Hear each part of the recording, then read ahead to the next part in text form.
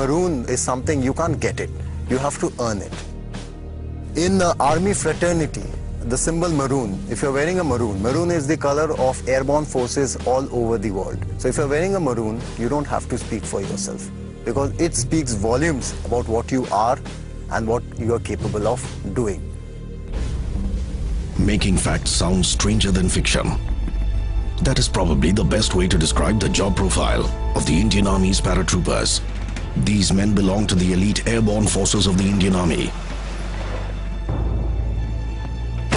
They get dropped behind enemy lines to destroy strategic targets.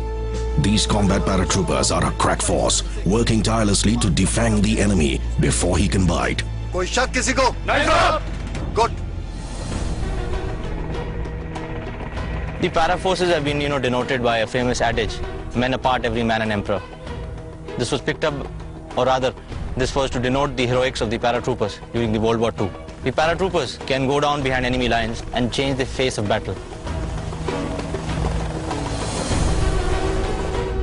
During wartime operations, these elite troops of the Parachute Regiment clear the way for the infantry and other land forces to march forward by weakening enemy defenses in advance.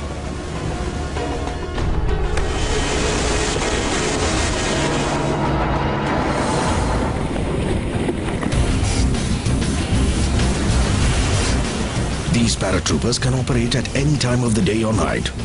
Most of their operations are clandestine in nature. These airborne forces have played a pivotal role during all the wars fought by the Indian Army.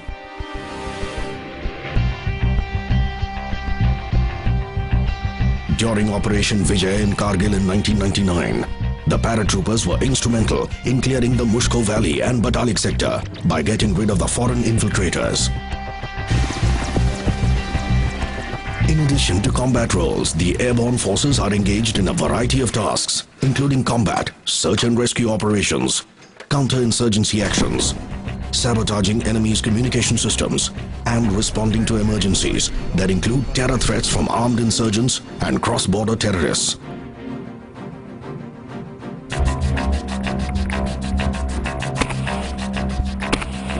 The paratroopers, which are a part of the Indian Army's airborne forces, are ready action troops.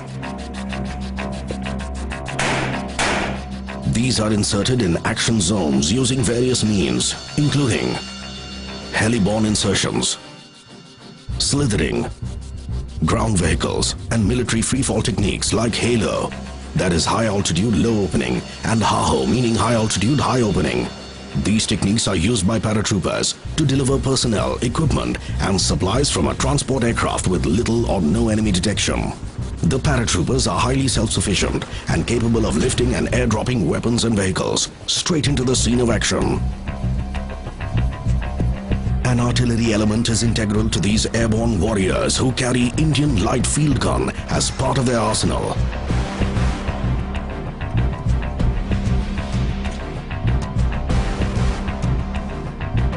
Within minutes of being airdropped, the paratroopers quickly place the gun in firing position. In addition to their highly specialized combat and survival skills, the paratroopers also get to use some highly sophisticated weapon systems.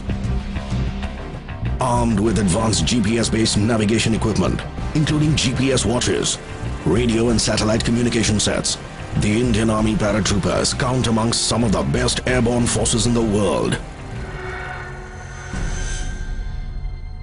How does the Indian Army get hold of these men?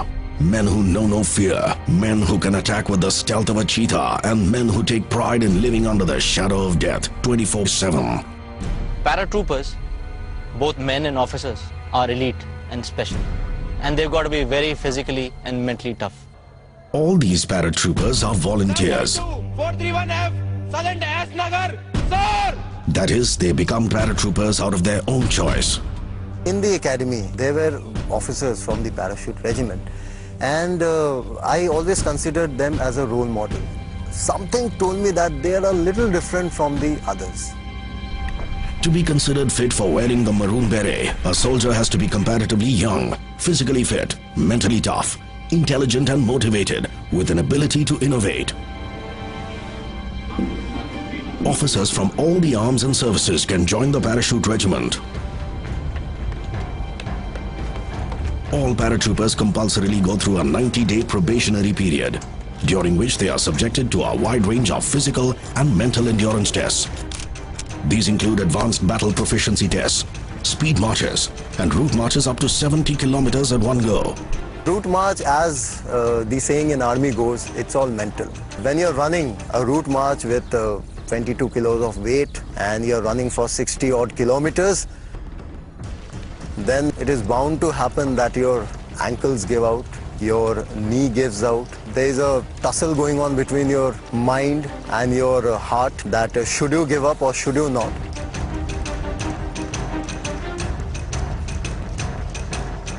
And that is where I would say your temperament to carry on in spite of all odds come into play. A person just by his sheer physical strength cannot run 60 to 70 kilometers with such a weight.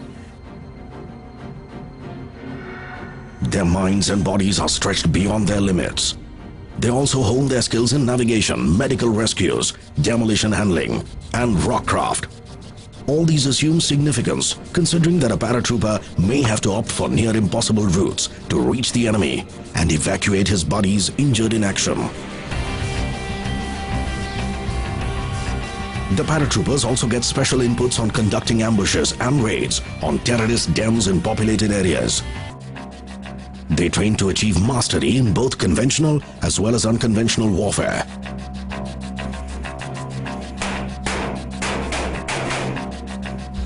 Not everyone manages to clear the probation period.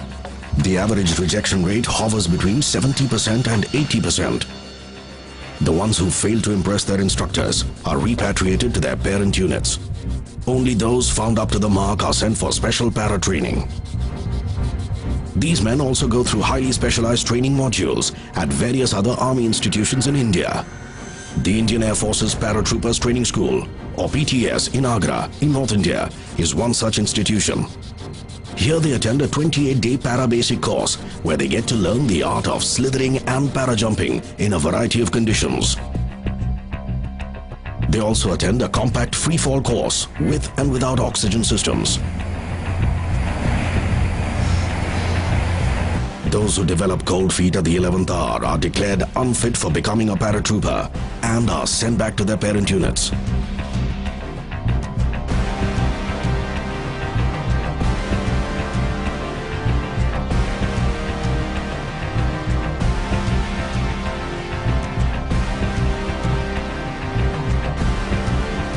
To qualify for wearing these para wings and the maroon beret, each of the trainees must make 5 successful static line para jumps from various heights. These include night jumps and jumps with full battle load.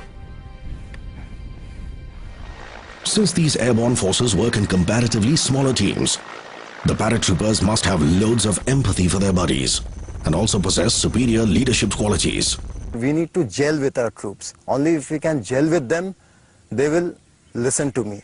So basically it's gaining their trust and making them believe that yes, I can lead you into a successful operation. The airborne brotherhood, cutting across arms and services, the color of your lanyard, we all are brothers. So this is well known in our army that the airborne is one. Marooning, the ceremonial granting of the Parachute Regiment's signature maroon beret, is an event that all the trainees eagerly look forward to. Wearing this cap defines their elite force's identity. For Captain Dipankar Barua too, marooning was a life-changing experience, but in an entirely different way and for an entirely different reason.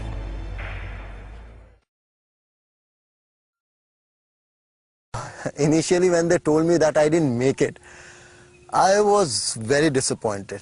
Whatever I have seen of you, you are a very good officer. Okay, you have performed quite okay in your probation. But after speaking to people, I think there is some shortcoming, you didn't gel with the team. So it doesn't matter, look after yourself, take care. Now you go back to your parent battalion. So take care and wish you all the best for your career ahead in the army. When Captain Shiv Shankar was taking me out and maybe I was to board the gypsy and go to the railway station, this feeling was going on inside me that am I not capable enough? Superiors do play such pranks from time to time.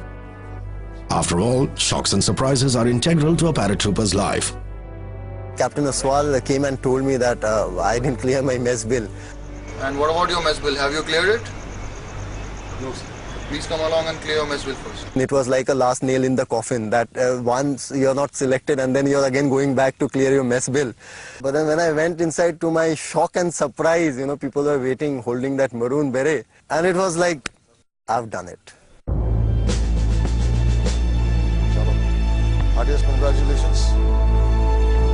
So, go ahead with the In the tradition. true paratrooper tradition, Captain Dipankar is made to wear his maroon beret dipped in his drink. Yes, his drink. Yeah, everything's smart now.